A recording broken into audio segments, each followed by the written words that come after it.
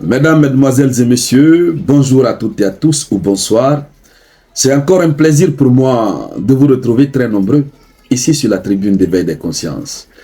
Alors, nous parlons du revirement spectaculaire de la situation dans les mains de l'Ukraine et l'OTAN. Oui, l'Ukraine et l'OTAN ont la situation dans leurs mains comme une patate chaude. Oui. Le Conseil de sécurité de la Russie a annoncé la très mauvaise nouvelle, à la fois pour l'Ukraine et pour l'OTAN. C'est-à-dire, ça me fatigue même souvent de dire l'Ukraine et l'OTAN. C'est pourquoi j'ai créé l'Ukraine-OTAN. Comprenez comme ça.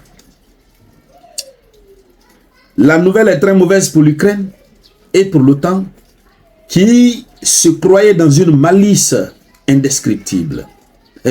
Mais leur malignité a eu ses limites. La Russie a fait une annonce. Une annonce qui va faire désespérer de plus Volodymyr Zelensky. Oui. Mais écoutez, avant de continuer, moi je suis de très bonne humeur ce matin. Je le disais tantôt. Je suis sur le traitement. Je vous l'avais annoncé. Le traitement de ma sinusite. Ah, mais je vois... J'ai pas encore fait beaucoup de temps, mais je vois un petit léger changement. Oui, je dors très bien. Il faut le dire. Mais je crois même pas d'abord. Ça va ressembler à un miracle. Oui, tellement que ça a été chroniqué. Hein. C'est l'occasion pour moi de saluer mon ami de passage. Voilà, qu'il se sente à l'aise. Voilà.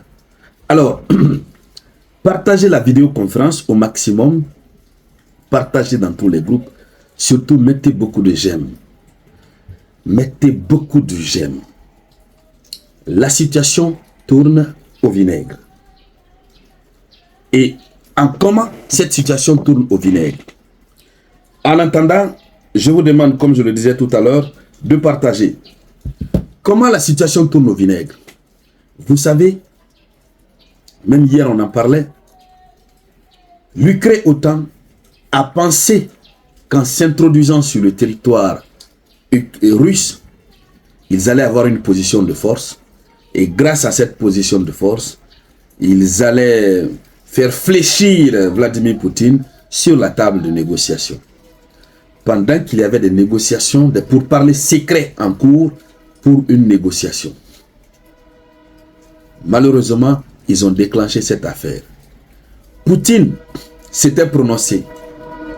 Il avait dit non, qu'il n'y a plus de négociation. Mais il avait laissé une porte de sortie, une marge de manœuvre. Vous connaissez l'homme dans sa sagesse. Poutine n'aime pas être trop... Il ne veut pas que le monde le regarde.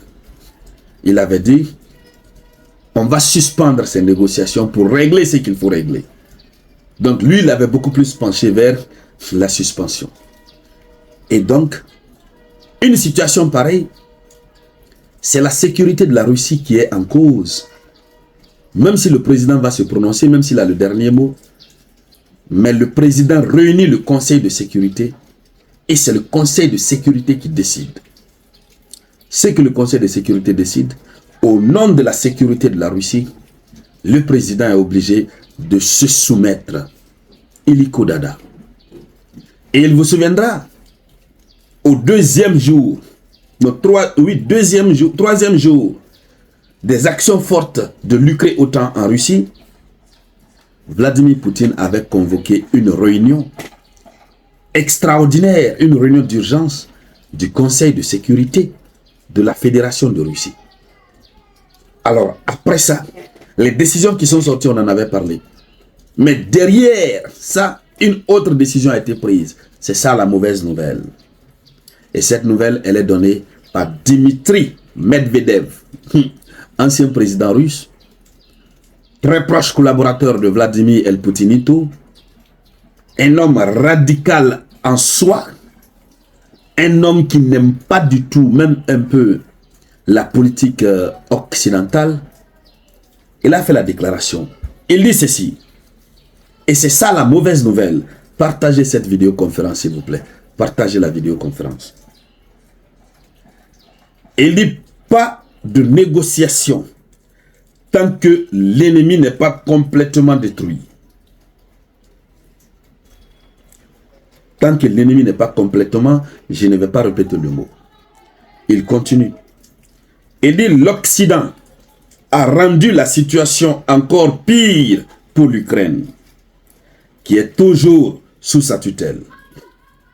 Et il y aura désormais beaucoup plus de dépenses inutiles et un nombre radicalement plus élevé de cercueils. Voici ce qu'il a dit. Un nombre radicalement élevé de cercueils et beaucoup de dépenses inutiles puisqu'il n'y aura pas de négociation. Tant qu'ils n'ont pas complètement fini le ménage. Oui.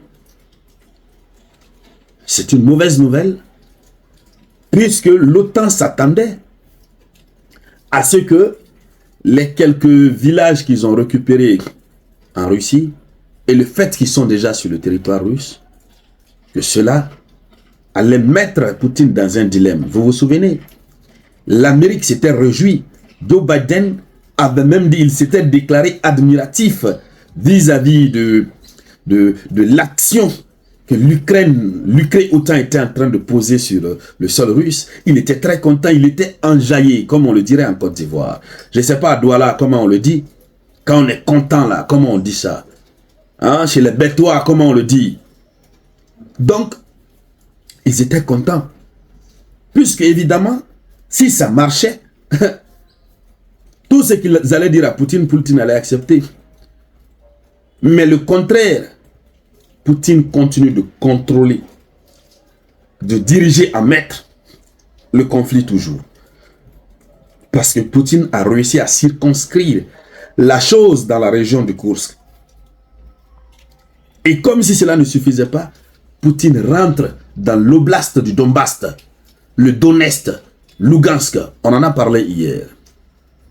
Alors, qu'est-ce qui va se passer? C'est une mauvaise nouvelle, à la fois pour l'Ukraine OTAN, mais aussi pour le monde, puisque nous voulons la paix. Nous voulons la paix. Mais comme l'actualité géopolitique, ça bouge, ça change à tout moment, comme nous sommes dans le monde international, le monde politique international repose sur les intérêts.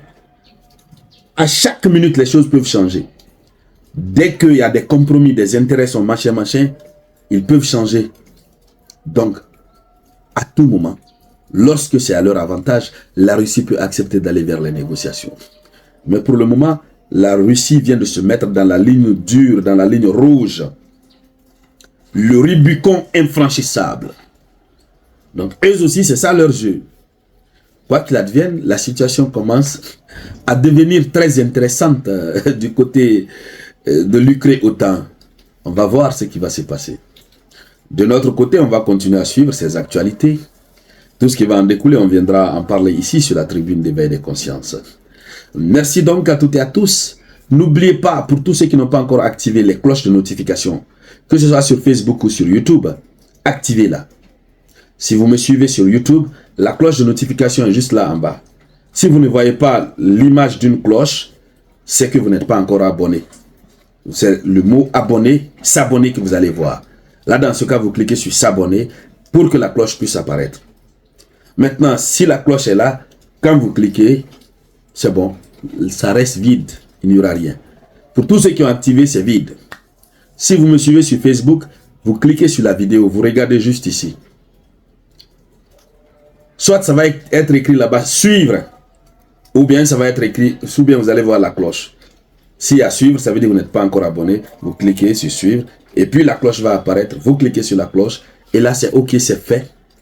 Vous pouvez dormir au calamar dans une paix samouraïtique.